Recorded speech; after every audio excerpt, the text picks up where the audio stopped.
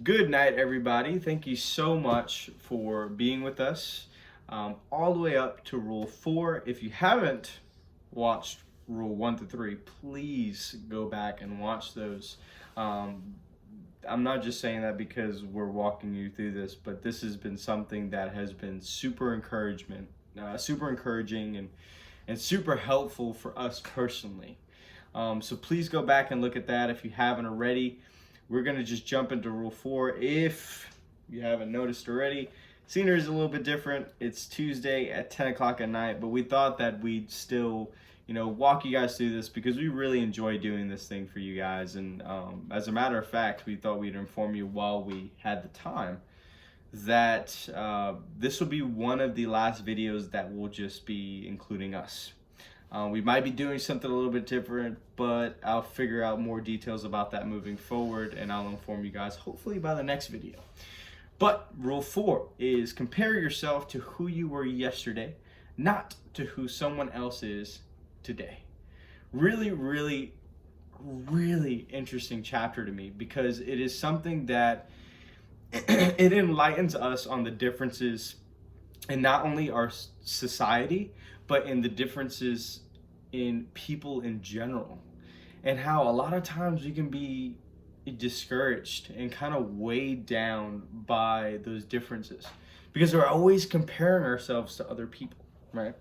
And so the first question that I'm going to ask to kind of open this up is, how does the Matthew principle, Pareto distribution, right? That's a new one. Tie into the reasoning behind others being better than us.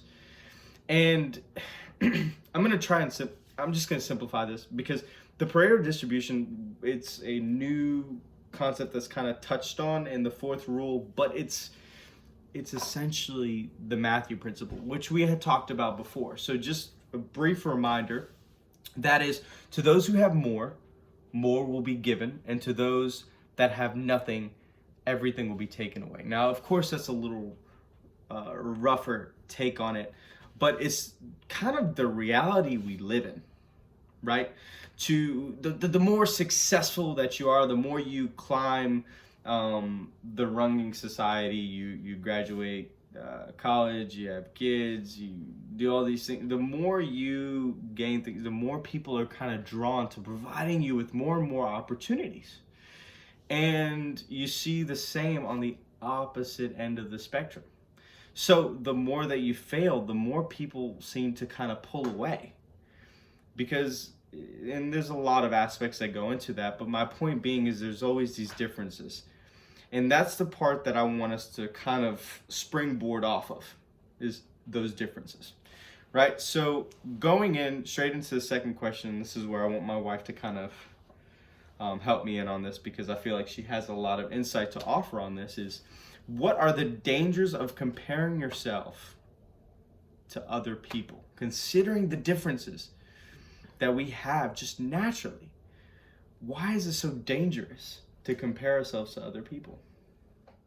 Well, it's unrealistic, for one thing. Mm-hmm. And it's definitely discouraging because, for example, with us, like people our age, if we are looking, so of course there's we have goals of where we want to get one day. Mm-hmm. So, one day we want to have kids, we want to have a bigger home, build our own home, have secure careers, whatever the case is. So we all have, whether we're doing it consciously or not, we have someone that we look at as, I want that life. I want to achieve that. And circling back to us being young, it can be dangerous to look at someone who is much older than us, 20, 30 years older, and seeing all that they've accomplished, and you can kind of get overwhelmed by it because you're not there. Mm-hmm. But they also have 20 or 30 years on you of failures. Mm-hmm. And learning that we're going to have to go through. Yeah. And to be able to achieve what we want to achieve. Yeah. And I think what's crazy to kind of grow off of that is what we will notice is that the older that we get, the more things are kind of specific to us. Like, my experiences are mine, you know, like after 24 years and continuously like aging, I am less like my wife, or I am less like someone else. They are specific. They're my memories. They're my personal experiences.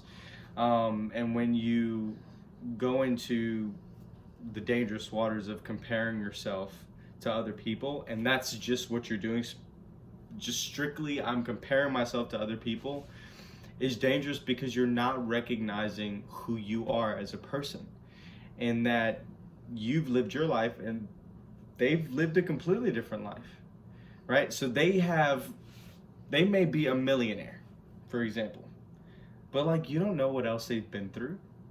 You don't know if like they're struggling with 3 divorces, or you know, they've had deaths in their family, or drug addict and alcoholic, the amount of hours that they put in to become a millionaire. Yeah. I don't want to be a millionaire, because I don't want to put in the hours that you have to get to that point. Exactly. And also another thing can be dangerous for us to, like, let's say that there's people in poverty, and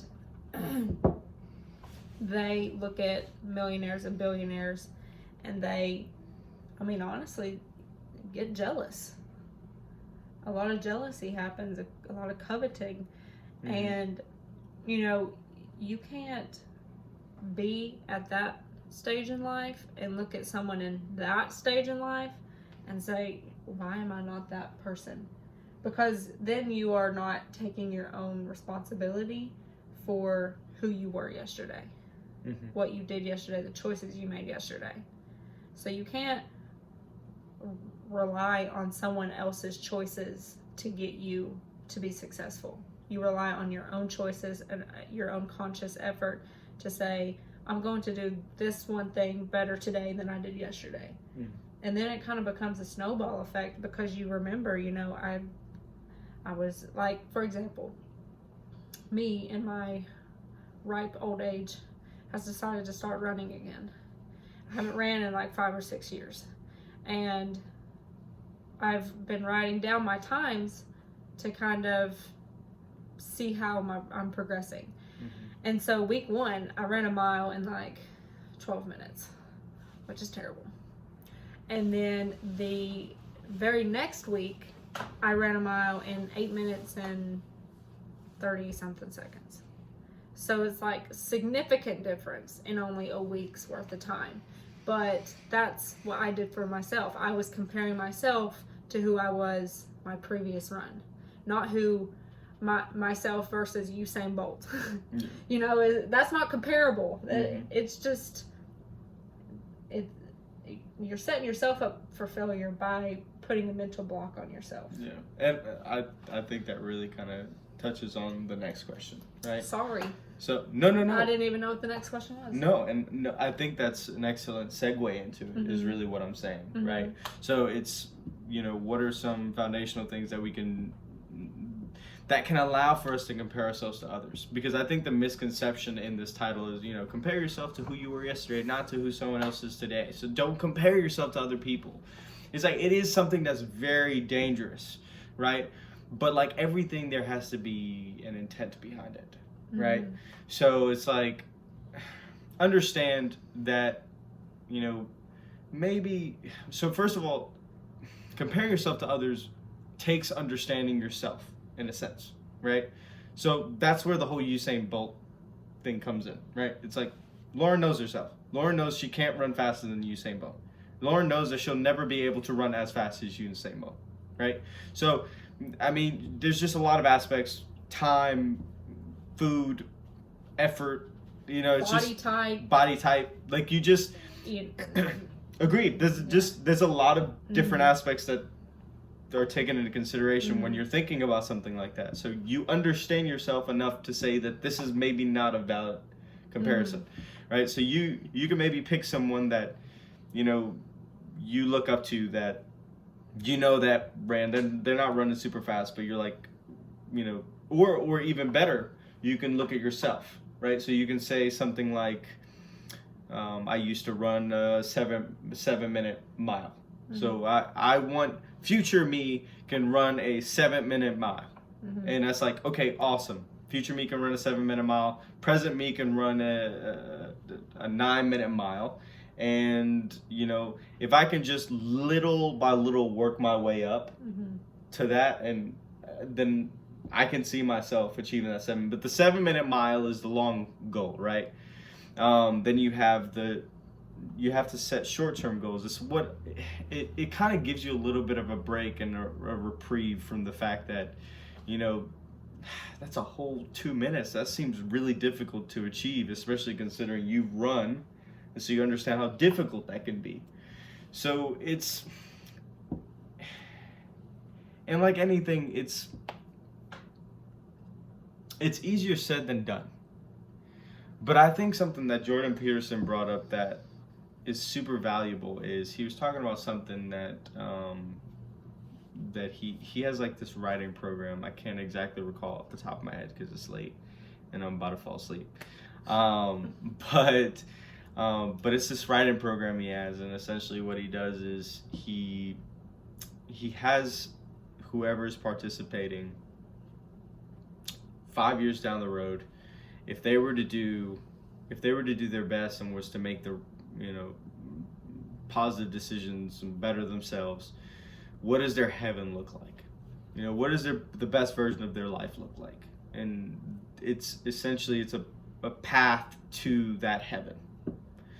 And it's like, okay, so what if you do everything wrong?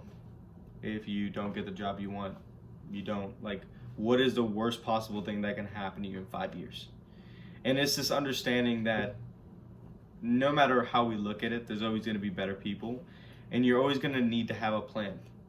You can't, everyone says, you know, laugh at plans, but plans are important. They play their role like anything. And as you are working towards bettering yourself, the best rule of thumb is to, of course, find an ideal, right? That ideal for us is Christ. And though that may seem very unattainable, Christ wouldn't have set us on that path if it was unattainable. Christ wouldn't have God wouldn't have allowed us to have the Word of God and have everything that was written in it if it was unattainable. So Christ is, in fact, as we wear the name Christians, He is our ideal. So how do we achieve that? Well, I say, look at who I was yesterday. Am I better today than I was yesterday? You have a better haircut today than you did yesterday. I do have a better haircut than I did. I was talking to my haircut lady, and I was texting her, and I was like, please fit me in. Please fit me in. I have this patch of land on my head that is just, please help me get rid of that. So yes, that is better. So maybe little by little I can grow in more facial hair. That'd be nice too. But aside from that, it's setting those small goals and understanding that. I mean, I was having a conversation with my friend, and we were talking about, you know, am I shooting too high? You know, I have this job, I have this channel, I have all these things going on in my life. Am I shooting too high? And I said, no, I don't think you're shooting too high. I think there's not enough steps in between, though, for you to get to those goals. I think that you have to set a foundation, like with anything, and that you have to set some goals that make you feel, so worst case scenario, you don't achieve that ideal or those goals that he set out to, at least you know for a fact that you're better than you were yesterday. So you're setting that foundation, you're saying, you know what? This is who I am. I acknowledge that these are my faults, because that's going to be easy. That's easier than you think. You know you better than anybody. You know what you need to improve on. Before we close today, I'd love to kind of read a couple verses for you guys. I know this was a super short video, but it's one of those that we can talk forever on this. There's a lot of stuff going on that really relate to this. So we just wanted to really hit the high points, and we hope that you appreciate this. We're going to go into some of the verses that really stuck out, that really tie this all together. And I promise you, Lauren did not talk as much this video because her favorite video is coming up in Rule 6. So be ready, look out for Rule 6. That's going to be super exciting. And look towards the end of the video and you'll know what that rule is. So before we close, I want you guys to look at, because I'm not going to read it for you guys, but I want you to look at 1 Corinthians chapter 12. So what you're going to observe when we're looking through this book, chapter, and verse is you're going to observe the unification and diversity that is involved in one body, right? So he's talking about the church. He's talking about the body. He's talking about Christians, right? And as he's talking about Christians, there's this understanding of, yeah, you're unified, but you're also very different. And we each play a different role. And that doesn't mean that one is less important, but it does mean that someone might be better at something than you. But you could look at it like that, or you can look at it like there is something that you have to offer that is your gift, and that is something that you should focus on. And you should hone on that gift, and you should use it as a springboard to become and improve on yourself. So with that being said, I'm going to jump over to John chapter 14 and verse 6. And what this is going to do is this is going to establish Christ as our ideal, right? Because as Christians, who is our ideal? But the Son of God, the name that we wear as Christians, right? So John 14 verse 6 states, and as a matter of fact, Lauren, if you don't mind reading that for me, that'd be great. Jesus said to him, I am the way, the truth, and the life. No one comes to the Father except through me. All right. So that speaks for itself. He is the way. He is the truth. He is the ideal. He is the one that we're aiming towards. He's the one that has marked this path out for us, so that we can improve on ourselves, because that's ultimately what this does. That's what this word of God does, is it sharpens us, it can be painful, it penetrates into our deepest, our darkest secrets, our deepest, darkest faults, and it illuminates them and allows us to have the opportunity to work on those. And we can get mad, because the word could do one of two things, right? The gospel can do one of two things. It can harden our hearts, or it can soften them. It can leave us open to correction, or it can make us shun it. It can make us harden our hearts, right? And as difficult as that seems, you have to ask your question. You have to ask yourself the question: which one are you? Right? And be realistic. Be honest with yourself. Which one are you? Are you the one that's willing to compare yourself to who you were yesterday and find that ideal and say, you know what, that ideal is okay, because I'm going to strive for that ideal, and then no matter what, the focus is on me being better? Or are you the person that's going to turn away from it all? That's going to shun the idea of betterment because of, and to be brutally honest, for entitlement? Because you're shorting yourself if you do that. We have no idea how capable we are as humans, as creations of God, how capable we are, what kind of potential we have to be great. And I ask, as we get into all of this, as we're reading stuff like John chapter 14 verse 6, we're reading stuff like 1 Corinthians chapter 12, that we're enlightened and that we're motivated to act on these things. Are you going and willing to compare yourself to who you were yesterday and not to who someone else is today.